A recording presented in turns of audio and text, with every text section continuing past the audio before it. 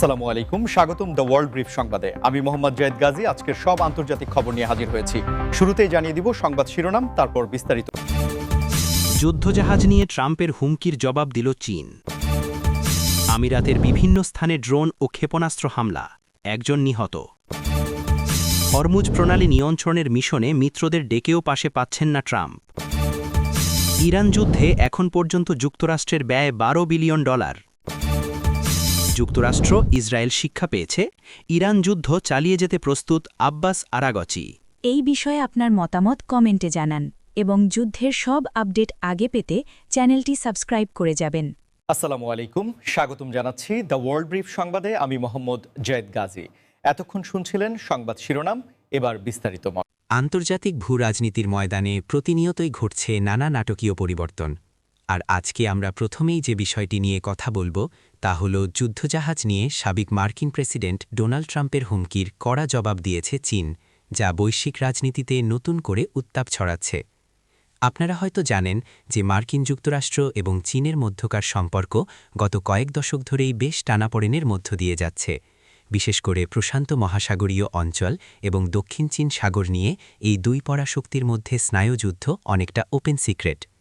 Donald Trump তার স্বভাবসুলভ আক্রমণাত্মক ভঙ্গিতে সম্প্রতি মার্কিন যুদ্ধজাহাজ মোতায়েন এবং নৌবাহিনীর শক্তি প্রদর্শনের মাধ্যমে চীনকে চাপে রাখার যে হুঁশিয়ারি দিয়েছেন, বেইজিং তার সরাসরি এবং অত্যন্ত কড়া ভাষায় জবাব দিয়েছে। চীনের পররাষ্ট্র মন্ত্রণালয় এবং প্রতিরক্ষা বিষয়ক বিশেষজ্ঞরা স্পষ্ট জানিয়ে দিয়েছেন যে কোনো ধরনের বাহ্যিক হুমকি বা সামরিক উস্কানি চীনের সার্বভৌমত্ব বা আঞ্চলিক নিরাপত্তার প্রতি তাদের যে দৃঢ় অবস্থান তা থেকে তাদের এক চুলও সরাতে পারবে না। চীনের এই প্রতিক্রিয়ার একটি বড় কারণ হল তারা তাদের নৌবাহিনীকে গত কয়েক বছরে ব্যাপকভাবে আধুনিকায়ন করেছে এবং তারা এখন আর নিজেদেরকে বৈশ্বিক নৌশক্তিতে পিছিয়ে থাকা কোনো দেশ মনে করে না। এই পাল্টাপাল্টি হুমকি কেবল দুটি দেশের সামরিক শক্তির মহড়ায় নয়, বরং এর সাথে জড়িয়ে আছে বিশ্ব অর্থনীতির এক বিশাল অংশ। আপনারা যারা আন্তর্জাতিক বাণিজ্য সম্পর্কে খোঁজ খবর রাখেন তারা নিশ্চয়ই জানেন যে এই জলপথ দিয়ে বিশ্বের ট্রিলিয়ন ট্রিলিয়ন ডলারের পণ্য পরিবহন হয়ে থাকে। ফলে এই অঞ্চলে যে কোনো ধরনের অস্থিতিশীলতা বা যুদ্ধজাহাজের মতো সংবেদনশীল বিষয় নিয়ে উত্তেজনা বাড়লে তা সরাসরি প্রভাব ফেলে গ্লোবাল সাপ্লাই চেইন বা বৈশ্বিক সরবরাহ ব্যবস্থার ওপর, যার ফলে বিশ্বব্যাপী জিনিসপত্রের দাম বেড়ে যাওয়ার একটা বড় ঝুঁকি তৈরি হয়। চীনের এই কড়া জবাব থেকে এটি স্পষ্ট যে তারা মার্কিন যুক্তরাষ্ট্রের যে কোনো ভূ-রাজনৈতিক চাপকে এখন সমানে সমানে মোকাবেলা করার নীতি গ্রহণ করেছে। এই পরিস্থিতিতে আন্তর্জাতিক বিশ্লেষকরা মনে করছেন যে উভয় পক্ষেরই উচিত সামরিক উত্তেজনার দিকে না গিয়ে কূটনীতিক আলোচনার মাধ্যমে সমস্যার সমাধান করা, কারণ আধুনিক বিশ্বে কোনো বড় ধরনের সংঘাত পুরো মানবজাতির জন্যই মারাত্মক পরিণতি ডেকে আনতে পারে। আমাদের আজকের আলোচনার দ্বিতীয় গুরুত্বপূর্ণ খবরটি হল সংযুক্ত আরব আমিরাতের বিভিন্ন স্থানে ড্রোন ও ক্ষেপণাস্ত্র হামলার ঘটনা, যেখানে দুর্ভাগ্যজনকভাবে একজনের প্রাণহানির খবর পাওয়া গেছে। সংযুক্ত আরব আমিরাত, বিশেষ করে দুবাই এবং আবুধাবি, পুরো বিশ্বের কাছে একটি নিরাপদ বিনিয়োগের জায়গা, আন্তর্জাতিক পর্যটনের অন্যতম প্রধান কেন্দ্র এবং মধ্যপ্রাচ্যের সবচেয়ে স্থিতিশীল অর্থনীতির দেশ হিসেবে পরিচিত। এমন একটি দেশে যখন ড্রোনের মতো আধুনিক প্রযুক্তি ব্যবহার করে এ ধরনের অনাকাঙ্ক্ষিত হামলার ঘটনা ঘটে, তখন তা শুধু ওই অঞ্চলের জন্যই নয়, বরং পুরো বিশ্বের বিনিয়োগকারী এবং সাধারণ মানুষের মনে একটি গভীর উদ্বেগের জন্ম দেয়।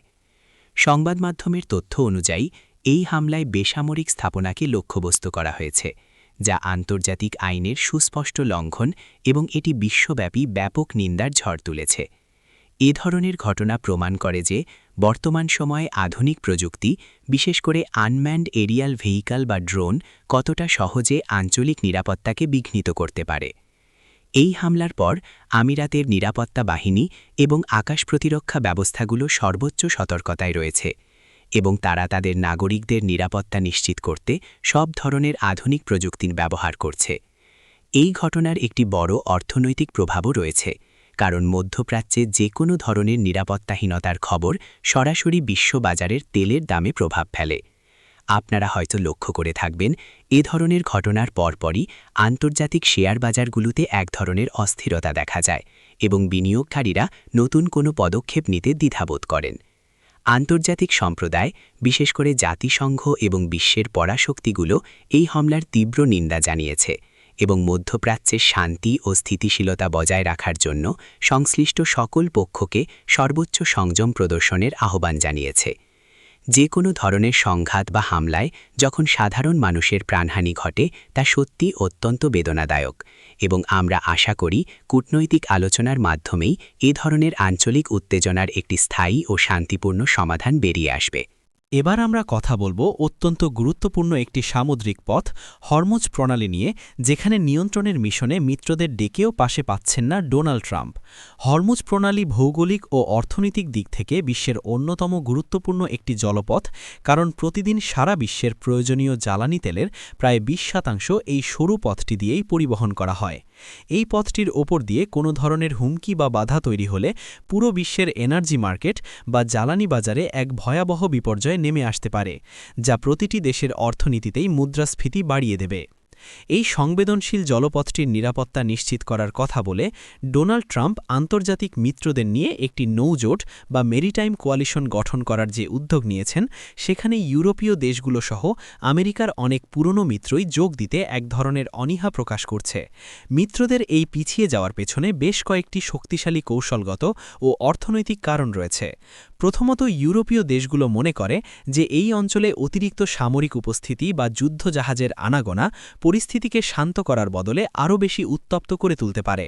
তারা সামরিক শক্তি প্রদর্শনের বদলে কূটনৈতিক চ্যানেলের ওপর বেশি জোর দিতে চাইছে, যাতে কোনোভাবেই মধ্যপ্রাচ্যে নতুন করে সংঘাতের মাত্রা বৃদ্ধি না পায়। দ্বিতীয়ত, অনেক দেশই তাদের নিজস্ব অর্থনৈতিক সংকট এবং অভ্যন্তরীণ রাজনীতি নিয়ে ব্যস্ত, তাই তারা মধ্যপ্রাচ্যের এই জটিল ভূ-রাজনৈতিক সমীকরণে সরাসরি জড়িয়ে নিজেদের জন্য নতুন কোনো ঝুঁকি তৈরি করতে চাইছে না। মিত্রদের এই অনাগ্রহ প্রমাণ করে যে বিশ্ব রাজনীতি এখন আর একক কোনো দেশের ইশারায় চলে না। প্রতিটি দেশই এখন তাদের নিজস্ব জাতীয় স্বার্থ এবং বৈশ্বিক স্থিতিশীলতার কথা মাথায় রেখে সিদ্ধান্ত গ্রহণ করে। ট্রাম্প প্রশাসনের জন্য এটি একটি বড় ধরনের কূটনৈতিক চ্যালেঞ্জ, কারণ এককভাবে এই বিশাল জলপথের নিরাপত্তা নিয়ন্ত্রণ করা যুক্তরাষ্ট্রের জন্য কেবল ব্যয়বহুলই নয়, বরং কৌশলগত দিক থেকেও অত্যন্ত ঝুঁকিপূর্ণ। এই পরিস্থিতি আমাদের চোখে আঙুল দিয়ে দেখিয়ে দেয় যে আধুনিক বিশ্বে জোটভিত্তিক রাজনীতি কতটা জটিল রূপ ধারণ করেছে এবং সব সময় চাইলেই পুরনো মিত্রদের নিজের পক্ষে পাওয়া যায় না। অর্থনৈতিক দৃষ্টিকোণ থেকে আমাদের পরবর্তী খবরটি অত্যন্ত চমকপ্রদ এবং একই সাথে ভাবনারও বিষয়। আর তা হল, ইরানকে কেন্দ্র করে যে আঞ্চলিক উত্তেজনা চলছে, সেখানে এখন পর্যন্ত যুক্তরাষ্ট্রের ব্যয় হয়েছে প্রায় $12 বিলিয়ন। এই বিশাল অঙ্কের অর্থ কেবল একটি সাধারণ সংখ্যা নয়, বরং এটি একটি দেশের অর্থনীতির ওপর কতটা চাপ সৃষ্টি করতে পারে তা নিয়ে এখন খোদ যুক্তরাষ্ট্রের ভেতরেই ব্যাপক আলোচনা সমালোচনা চলছে। আপনারা যদি একটু হিসাব করে দেখেন, $12 বিলিয়ন বা 1200 কোটি মার্কিন ডলার এমন একটি বিশাল অঙ্ক, যা দিয়ে একটি দেশের স্বাস্থ্য খাত, শিক্ষা ব্যবস্থা, অবকাঠামো উন্নয়ন অথবা জলবায়ু পরিবর্তনের মতো গুরুত্বপূর্ণ বৈশ্বিক চ্যালেঞ্জ মোকাবেলায় যুগান্তকারী পরিবর্তন আনা সম্ভব হতো।